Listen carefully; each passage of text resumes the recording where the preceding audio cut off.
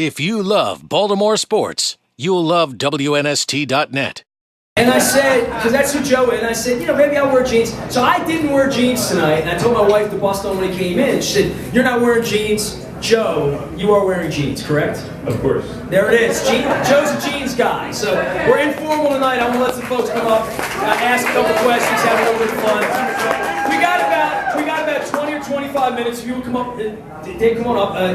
I'll take questions for Joe. Let's just do about 5 to maybe 8 questions, depending on some time. And everybody have a good time tonight? Yeah. This is Dave. Thanks, Mister. Hey, Joe. What were you really thinking during the lights out of the Super Bowl? What was going on? I think you were looking for the Nuggets, right?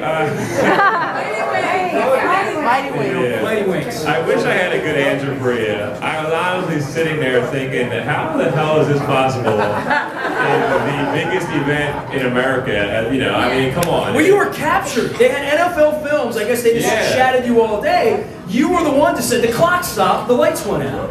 I'm pretty sure the clock stopped, and then I know he got sacked. I don't think the clock stopped when that happens, like for any reason, and or at any time in the game. And the clock stopped, and I was just pissed that the clock wasn't running. And the next thing you know, the light just blank. I'm like, oh my god, like nothing really went. I never had any bad thought about it. It was just kind of what it was. Do you have a conspiracy theory or not? I do not have a conspiracy. Then you said your dad has one though, right? No, my dad, not on that. No. My dad has plenty of conspiracies, but that's not one of them. If they want to fix a game, they have a lot better ways to do it than lights out. The referees are a much better option, I would think, in that category. But listen, it was just one of those things, man. It's crazy. Like I said, the only thing I was thinking is, man, this is the Super Bowl. It is the world's biggest sporting event, or one of them, and the lights go out in the stadium. I could not believe that. I thought it was pretty funny, though. I mean, it's definitely something that we won the game, so I don't care. If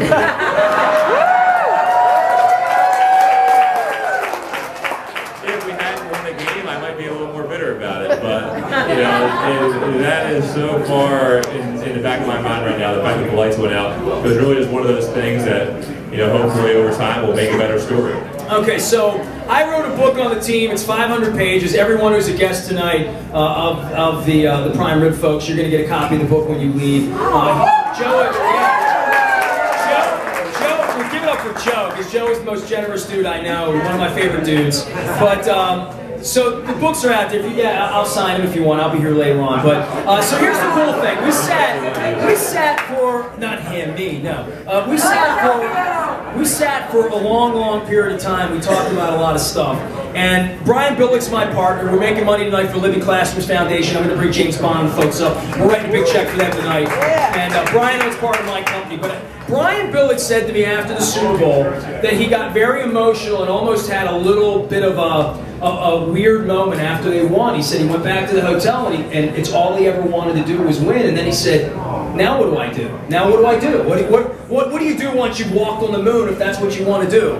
Some thoughts for you about being 5 years into this thing and how it must impress you with the Michael Jordans and the Tom Bradys and the Peyton, people that have already won, that are inspired to do it again, and how difficult it is to do the first time, how difficult it would be to do a second or a third time, and to find that motivation to do that, for all of you who've won. Well, I think when it takes you 5 years to do something like that, not that that's a long time or a short time, it just is what it is. But I think after being in the league for 5 years, you understand that getting to that game, getting to the playoffs in general, but then getting to that game is so hard in itself that you can't take it for granted. You have to enjoy the whole moment, enjoy the whole week, take in the atmosphere. I think we did a really great job doing that as a team, and I think that's why we were able to play so well and play so loose. We did enjoy. We enjoyed the city during the week. We enjoyed the stadium on game day and just the whole atmosphere of it. And some people it eats up. Some people it swallows you. I think some people just try to, lock themselves in their room and try to ignore all the stuff that's going around it. But I think our mindset, at least mine, was to enjoy some of that. But having been in the league for as long as I have now, you understand how hard it is to get to that game. And the fact that we were able to get there, the one thing that I said to myself when we were in New Orleans, and I said to my coach, and I said to our other quarterbacks, I mean, man, I just looked at him in the meeting room and said, man, we have to win this football game. There's just such a sense of urgency when you get there because you don't know if you'll ever get back. As much as you want to, as much as you'll try, and as well as you'll play, there's so many things that go into getting to that point and being able to put yourself in a position to win that game. The motivation is always there. The next season, and the next season, and the next season. Because, you know, as much as we all want to rejoice and think about how awesome it was to win that game last year, it doesn't count anymore. Right. It's so fun losing in Cleveland in Week 8, right? It doesn't. Yeah, exactly. It doesn't necessarily make losing to Cleveland in Week 8 any better than it would have been in the past. So we live in a world where everything, you know, the most important thing is what happened now or what happens tomorrow. That you have to have that motivation, and all that kind of keeps you motivated.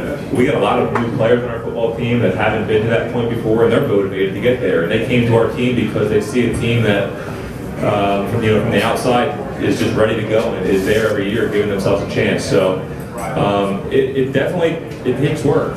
It takes an incredible mindset and somebody that's willing to just put in the time and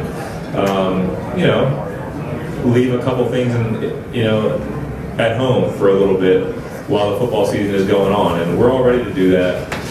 We just got to go out there and play a little bit better on the weekend. If you love Baltimore sports, you'll love WNST.net.